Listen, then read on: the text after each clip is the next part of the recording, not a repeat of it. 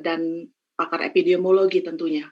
Bagaimana ini pesan data yang berbeda-beda ini bisa mempengaruhi langkah Indonesia dalam menekan angka infeksi COVID misalnya.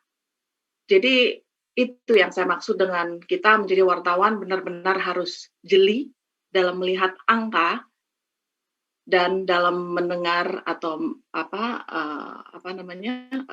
mendengarkan dalam setiap pernyataan dari gugus tugas atau dari manapun. Perlu kita benar-benar jeli untuk memfollow up dan kita gali lebih dalam. Saya rasa itu tambahan dari saya bahwa kita benar-benar tidak hanya sekedar menerima data, tapi kita perlu cek sampai benar-benar kita bisa kita bisa dapat benar-benar mendapat informasi yang ingin kita dapatkan dan sesuai dengan angle yang ingin kita angkat dalam satu berita kita. Begitu Mbak Prita. Baik, terima kasih Mbak Endang Nurdin, terima kasih ya jeli untuk kemudian melihat data, tidak hanya mengutip begitu ya apa yang disampaikan oleh siaran pers gitu. Nah, kemudian di sini juga ada pertanyaan, kita langsung masuk ke dalam diskusi ya. Ini banyak yang raise hand di sini, tapi saya akan mengutamakan dulu pertanyaan yang sudah tertulis ya.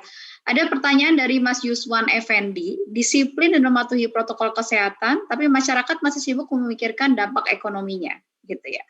Jadi ini find the balance between menemukan keseimbangan, pemberitaan yang menunjukkan keseimbangan antara kebutuhan masyarakat akan ekonomi dengan bagaimana kemudian menyuarakan protokol kesehatan dan prioritas kesehatan. Bagaimana sebaiknya mengemasnya begitu.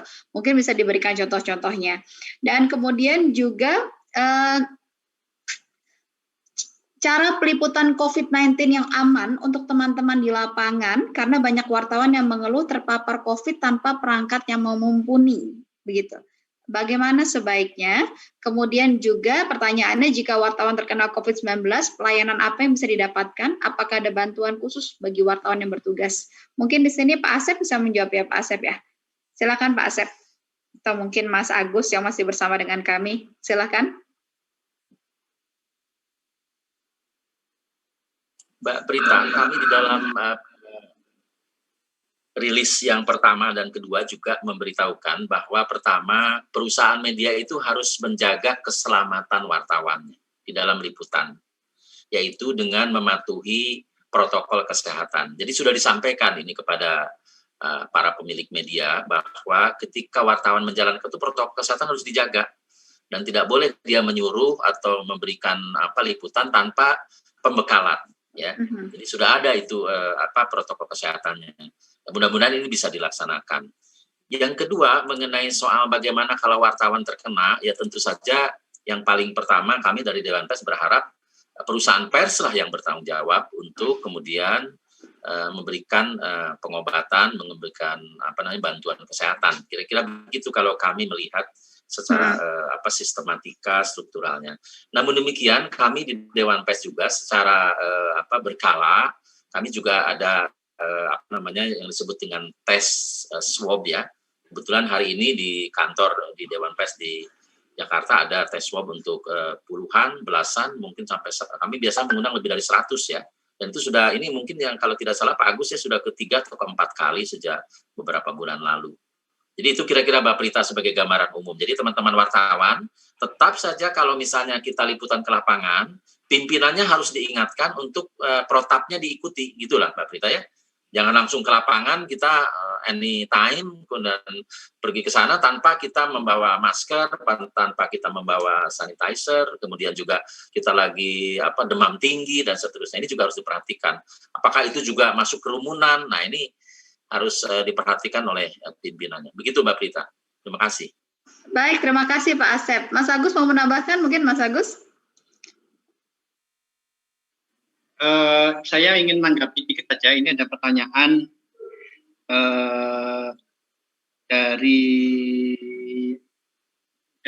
Radio Persada Blitar. Apa yang diinginkan pemerintah yang baru sadar melibatkan awak media secara jurnalistik, apakah tidak melanggar independensi kita sebagai jurnalis? Ini saya kira yang ditanyakan adalah fellowship jurnalisme perubahan perilaku. Jadi yang diinginkan pemerintah, saya kira diinginkan oleh masyarakat juga ya sekarang itu, bagaimana kita bisa mengatasi dampak-dampak pandemi secara persisten, secara baik, sehingga dampaknya tidak kemana-mana, dan juga secara ekonomi relatif bisa dikendalikan. Saya kira keinginan pemerintah dalam hal ini sama lah dengan keinginan semua pihak, baik pers, swasta maupun masyarakat. Dan dalam konteks itu, maka fellowship jurnalisme perubahan perilaku itu dilakukan. Jadi sebenarnya yang bahwa negara, pemerintah hadir untuk membantu pers, membantu wartawan, itu bukan hanya di Indonesia. Di negara lain, di negara-negara Eropa, di New Zealand, di Australia, itu juga terjadi. Ya, bahwa negara itu berkolaborasi dengan pers untuk menangani dampak-dampak pandemi ini. Itu satu yang lazim terjadi di negara demokrasi yang lain.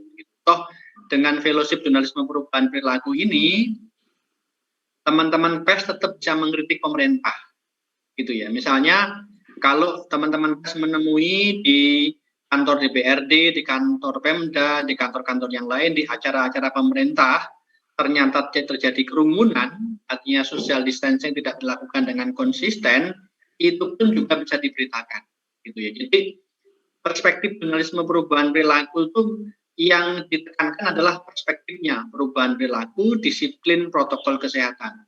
Apakah beritanya itu mengkritik atau mengafirmasi pemerintah itu tergantung pada fakta yang ditemukan oleh teman-teman. Jadi tidak ada instruksi bahwa beritanya harus terus ke pemerintah, gitu ya.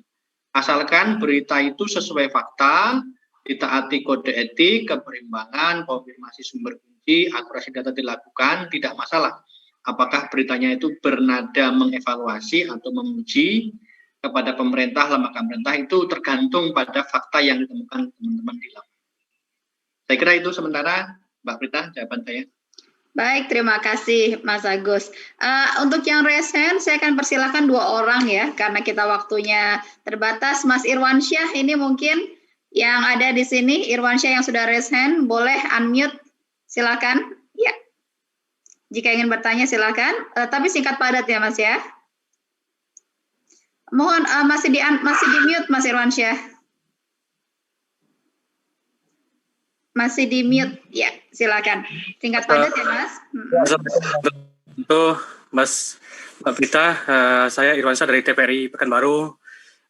Yang dipertanyakan saat berita COVID ini kita terus update di tengah masyarakat, apakah ini tidak menimbulkan kegelisahan masyarakat?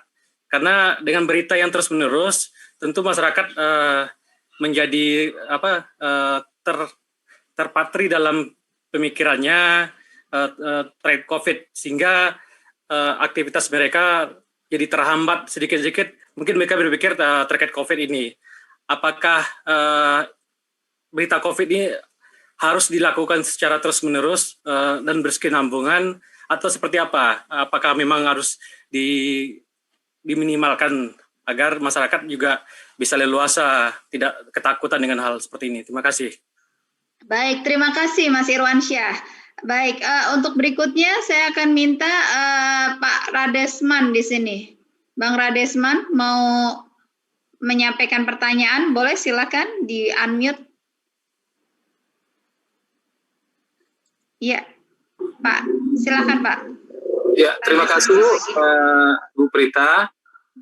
Kalau saya sebagai wartawan di daerah ini di Provinsi Jambi, sebenarnya masalah akurasi data yang pertama ya, akurasi data, karena di daerah-daerah sering ada yang belum dinyatakan COVID, sudah dinyatakan COVID, akhirnya dijemput sama keluarga ke rumah sakit. Jadi ada kecepatan untuk pemeriksaan swab itu belum. Jadi akhirnya akurasi data berkurang. Tapi belakangan Pemprov Jambi juga sudah membuat labor, tapi uji swab-nya itu masih belum mampu. menampung yang semua gitu loh. Jadi